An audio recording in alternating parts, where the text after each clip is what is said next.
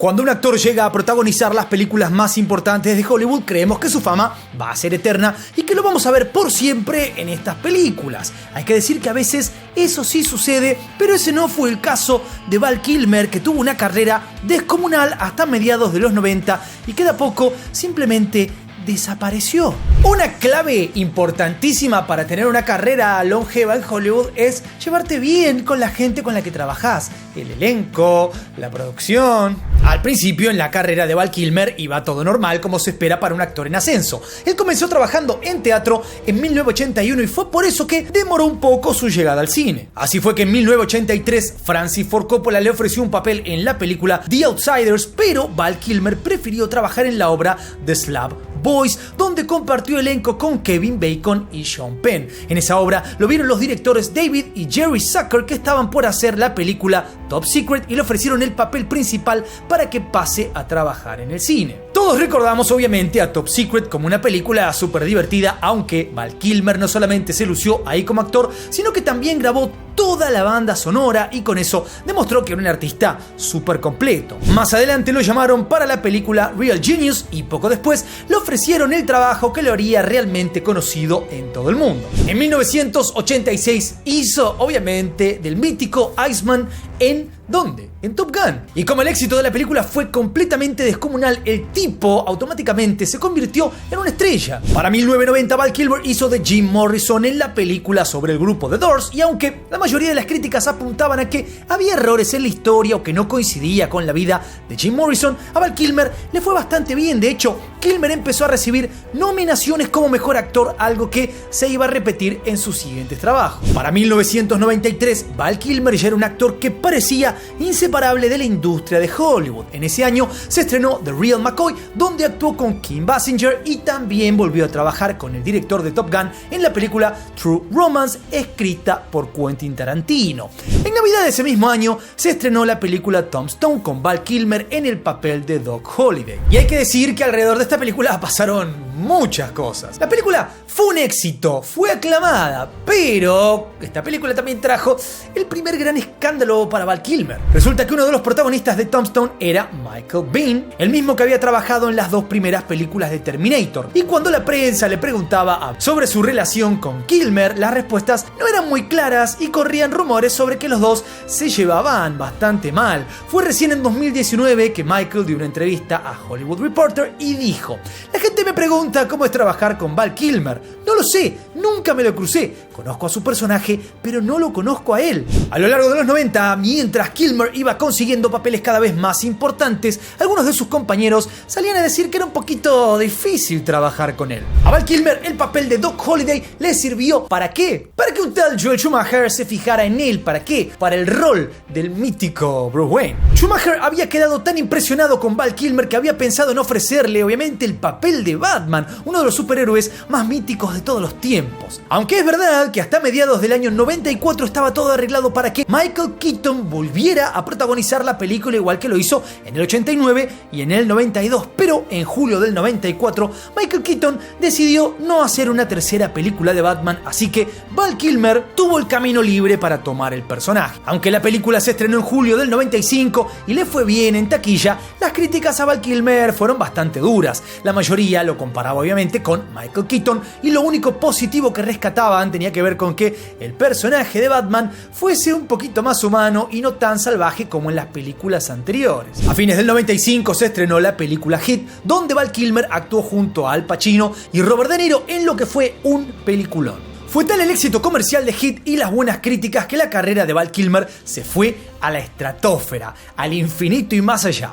Hacia febrero del 96, Joel Schumacher tenía confirmado que iba a dirigir otra película de Batman, y aunque lo llamó de vuelta para que protagonizara la película, Val Kilmer se negó a volver a ser de Batman porque los villanos terminarían teniendo más protagonismo que el superhéroe. Al bajarse de una próxima película de Batman, parecía que Val Kilmer quería enfriar su carrera para siempre. Como todos sabemos, encarnar a uno de los personajes más conocidos del universo de DC y del universo, ¿por qué no?, puede ser para muchos actores la oportunidad de su vida. El problema es que de alguna manera los actores también compiten por la atención del público dentro de la película. Es posible que en la primera versión del guión él haya notado o haya sentido por alguna razón que en esta película le estaban dando un poquito más de espacio o más tiempo de pantalla a los villanos y que en cierta medida las personalidades de Batman y Robin fueran un poquito distintas a lo que él estaba acostumbrado por la película anterior.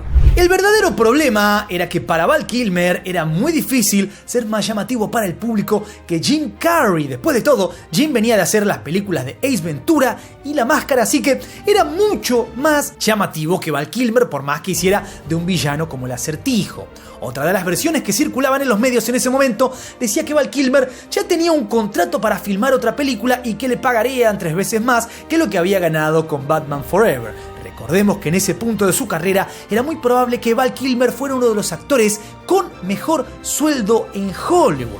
La cosa es que a partir del 95, Kilmer se fue metiendo en problemas con directores y compañeros de elenco y se ganó la fama de ser un tipo básicamente insoportable. Val Kilmer actuó con Marlon Brando en la película La Isla del Dr. Moreau en 1996, una película particularmente problemática y parece que la situación entre los dos fue terrible mientras rodaban. Según la revista Film Freak, Brando llegó a decirle a Kilmer: estás confundiendo tu talento con el tamaño de tus cheques. Además, John Frankenheimer, el director de la película, tampoco soportaba a Val Kilmer. De hecho, algunos años después llegó a decir: hay 2 cosas que nunca voy a hacer en mi vida: subirme al monte Everest y trabajar con Val Kilmer otra vez. Como podrás notar, empieza a haber un común denominador que es un montón de gente hablando pestes de Val Kilmer. Hacia fines de los 90, los papeles de Val Kilmer siguieron siendo variados y bastante exitosos. En The Ghost and the Darkness actuó junto a Michael Douglas y en 1997 protagonizó The Saint, que fue un éxito, y Kilmer se convirtió en uno de los actores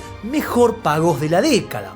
El último gran trabajo de Val Kilmer en esa época fue en la película de DreamWorks El Príncipe de Egipto, donde él puso la voz de Moisés.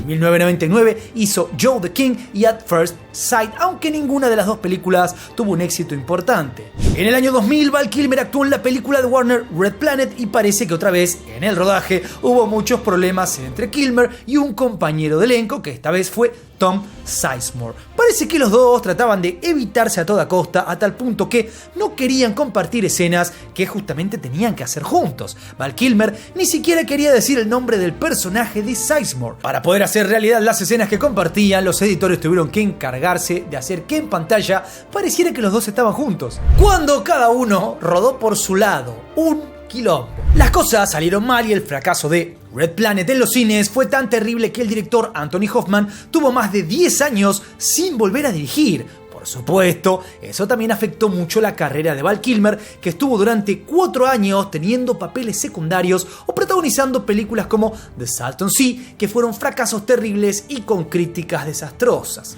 En 2004 y 2005, Val Kilmer participó de las últimas grandes producciones de su carrera. Primero apareció en Alexander, pero esta película no tuvo el éxito que se esperaba. Además, Kilmer estaba en una segunda línea porque entre los actores principales estaban Colin Farrell y Angelina Jolie, que estaban en un momento terriblemente épico de sus carreras. En 2005, Val Kilmer protagonizó Kiss Kiss Bang Bang junto con Robert Downey Jr., aunque la película no fue un éxito de taquilla, pero sí tuvo críticas espectaculares. Después del estreno, Val Kilmer dio una entrevista al portal Indie London y dijo que a esa altura de su carrera empezaba a elegir proyectos que realmente le interesaran. Por eso, para el año 2004 había vuelto a trabajar en teatro en el musical The Ten Commandments. A partir del 2005, Val Kilmer tuvo una etapa de casi 10 años donde la mayoría de sus películas salían directamente en video sin siquiera pasar por los cines. Para muchos actores eso sería un fracaso, sería el punto más bajo de su carrera, pero en palabras de Val Kilmer, el tipo estaba haciendo lo que tenía ganas. ¿Le crees? Comentame. Además también estuvo en episodios sueltos de series, aunque llegó a protagonizar The Conspiracy en 2010. En cine, aunque tuvo papeles importantes en Bloodworth del 2010 y Twixt del 2011, las 2 películas básicamente fracasaron. Entre el 2005 y el 2014, Val Kilmer fue eligiendo trabajos que le gustaran, por más que no fueran protagónicos en grandes producciones, y eso hizo que mucha gente se fuera olvidando de él. Para enero del 2015, Val Kilmer hizo una pausa en su carrera que terminó durando 2 años. Y en realidad no es que él quisiera tomarse esa vacación, sino que se la tuvo que tomar porque empezó a tener algunos problemas de salud salud. Según el portal TMZ, Val Kilmer había empezado a tener un sangrado en la garganta y un representante suyo salió a decir que el actor estaba internado porque posiblemente tuviera un tumor. Aunque el actor publicó en su página de Facebook que no tenía un tumor ni lo habían operado de nada, los rumores sobre que Kilmer hubiera tenido algún tipo de cáncer quedaron dando vueltas por los medios y las redes sociales. Para esa época, Michael Douglas dio una entrevista a Jonathan Ross y dijo que Val Kilmer estaba alejado de las cámaras porque verdaderamente sí tenía cáncer de garganta. De todas formas, Kilmer no tardó en postear en redes sociales que Douglas estaba mal informado y que no sabía lo que decía porque no se habían visto en casi 2 años. ¡Qué misterio!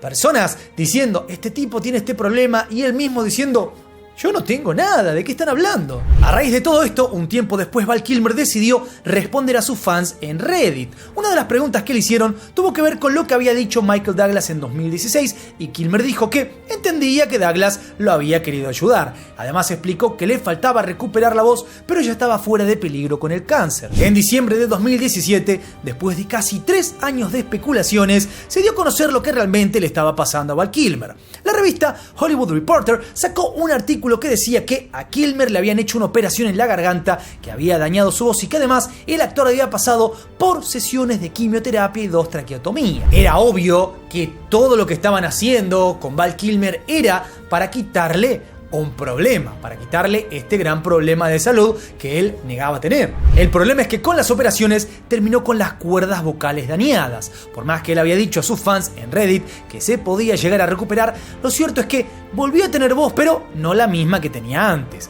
La voz, obviamente, es esencial para que un actor pueda expresar sus emociones en distintos personajes. Después de que Kilmer terminó su tratamiento, los editores de cada película en la que participó tuvieron que recurrir a la tecnología para recrear su voz. La primera película en la que salió Val Kilmer después de su recuperación fue Song to Song en marzo del 2017. Lo curioso es que el rodaje había empezado más de 4 años antes, entonces claro, Kilmer tenía toda su voz intacta, aunque los problemas que hicieron que la película tardara tanto en estrenarse no tuvieron que ver con Kilmer, sino con problemas económicos que llevaron a demorar muchísimo la edición final. En octubre de 2017 salió The Snowman, una película que se rodó entre principios del 2016 y principios del 2017. Durante todo ese tiempo, Val Kilmer estuvo en tratamiento por su enfermedad, por eso muchas de las escenas en las que él participó fueron filmadas de forma que no se lo viera hablando. Al final, todos los diálogos de Kilmer tuvieron que ser regrabados con un actor de doblaje. Otra de las películas que marcó la vuelta de Val Kilmer al cine fue The Super. El actor contó en una entrevista en la revista Variety que en el momento de filmarla